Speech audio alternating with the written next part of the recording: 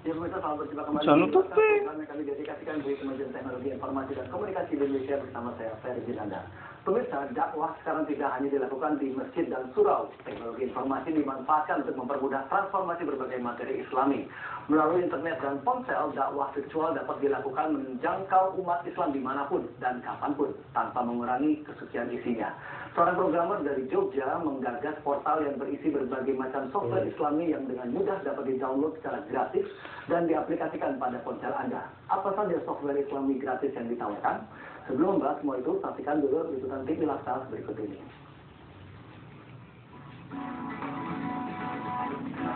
Internet bisa menjadi media yang paling baik untuk mempererat ukhuwah Islamnya. Berbagai forum dan komunitas menjamu secara aktif, mengajak umat untuk bersilaturahmi secara virtual. http://inhandle.com/islam adalah yang buat Pak Tamim di Indonesia di internet yang learning dengan kita berinteraksi antar sesama umat sambil memperterat iman. Dua bahasa, yaitu bahasa Indonesia dan bahasa Inggris, menjadi bahasa komunikasi di situs ini. Dengan mengunjungi situs ini, kita bisa mendalami Al-Quran, hadis, dan berkumpul dengan komunitas muslim yang main. Yang menarik dari situs inhandlelearning.com/islam ini, kita dapat mendownload tafsir Quran, panduan sholat ringkas, doa harian, panduan hidup Islami, dan beberapa konten Islami lainnya. Konten yang didownload dapat diaplikasikan pada ponsel, sehingga kita tetap dapat mendalami Islam secara online. Website ini diperuntukkan bagi umat muslim agar dapat mendalami keislaman melalui ponsel. Secara gratis, software yang berbasis Java MIDP 2.0 dapat dengan mudah di-download dan diaplikasikan. Kami Mudi, programmer dari Yogyakarta, mengelola website ini dengan tujuan mempererat ukhuwah Islamnya, sekaligus menyebarkan pengetahuan Islami dengan cara modern bermedia internet dan ponsel. Untuk mendapatkan aplikasi mobile Islam, cukup dengan ponsel yang memiliki koneksi Bluetooth, infrared, atau kabel. Berbagai konten Islami dengan format JAR di-download dan di-save dalam komputer. File berekstensi JAR ini setelah ditransfer ke ponsel dapat langsung digunakan. Cara kedua adalah dengan mengakses langsung melalui web browser pada ponsel GPRS atau 3G. Dari alamat http://inhandlelearning.com/web/islami, aplikasi yang diinginkan dapat langsung di-download ke dalam ponsel dengan extension JAR atau JAR. Biaya yang digunakan untuk mendownload aplikasi Islami ini hanya biaya transfer GPRS saja, sesuai dengan besar file yang di-download. Biasanya hanya Rp100 saja. Petunjuk praktis sholat didapat dengan mendownload aplikasi pedoman ringkas sholat. Aplikasinya berisi panduan singkat dan ringkas dalam melaksanakan sholat disertai gambar ilustrasi. Aplikasi doa sehari-hari adalah aplikasi praktis bagi umat muslim, berisi doa sehari-hari seperti doa sebelum dan setelah makan, doa ketika menuju, masuk atau keluar masjid, dan berbagai macam doa sehari-hari yang tidak boleh dilupakan. Masih banyak konten Islami lainnya yang dapat di-download secara gratis dari portal buatan Tami Mudin ini. Diharapkan umat Islam dapat mendalami berbagai ilmu agama dimanapun dan kapanpun. Ya, dan untuk membahas topik dakwah virtual, di studio telah hadir Muhammad Tamimuddin MP, seorang pengagas portal dakwah virtual dan juga praktisi IT yang juga ketua Muslim Information Technology Association, Mas Prihanto Supraja. Selamat pagi, Mas. Assalamualaikum. Waalaikumsalam. Sehat ya. Baik, kita ke Mas Tangan dulu nih. Tolong dijelaskan definisi dari dakwah mobile seperti apa, Mas? Dakwah mobile ini bisa dikatakan sebuah transformasi antara dari dakwah yang biasanya yang kita kenal, kemudian kita gunakan sekarang lebih banyak ke perangkat handphone, karena perangkat handphone sudah banyak digunakan. Jadi kita bisa manfaatkan handphone ini sebagai media untuk dakwah gitu. Jadi kita bisa mobile di manapun kapanpun ini bisa dapat semua informasinya ya. Tapi apa yang melatar belakangi Mas untuk menggagas layanan ini, Mas? Pertama, sekarang ini kan sudah hampir semua orang punya handphone. Jadi tapi tidak semua orang kadang-kadang punya komputer itu lebih banyak handphone. Jadi tapi sekarang orang jarang yang tahu bahwa handphone bisa digunakan untuk macam-macam, tidak cuma untuk SMS, tidak cuma untuk telepon aja, tapi kita bisa diisi dengan materi-materi yang bagus dan positif. Oke, ini udah berapa lama melakukan hal ini?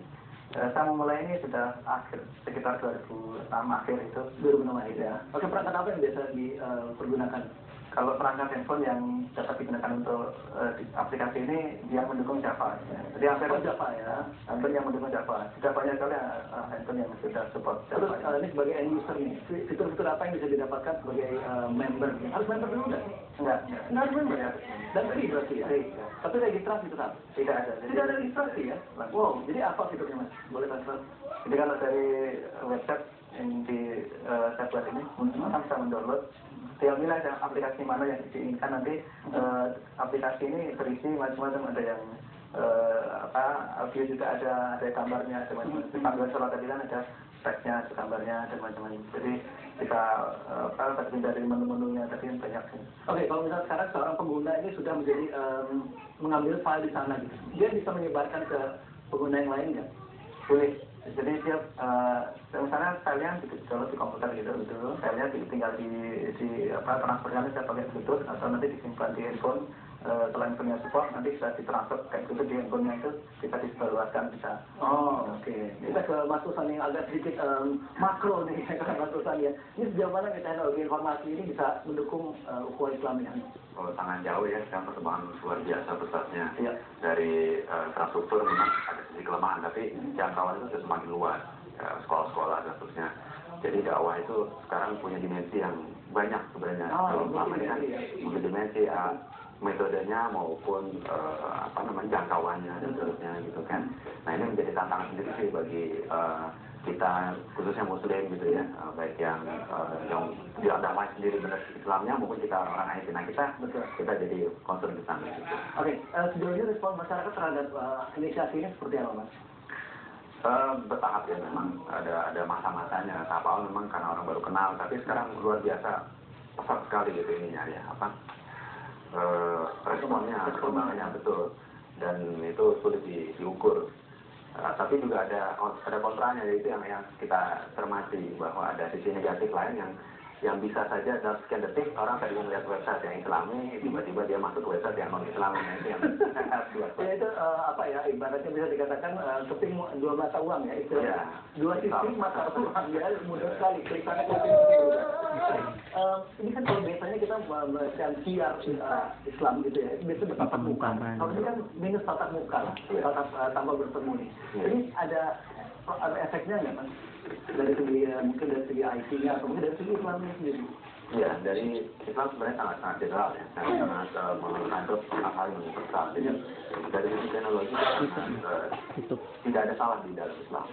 Gitu. Jadi di segi konten penggunaan teknologi untuk dakwah dan seterusnya itu sangat bahkan dipermudah.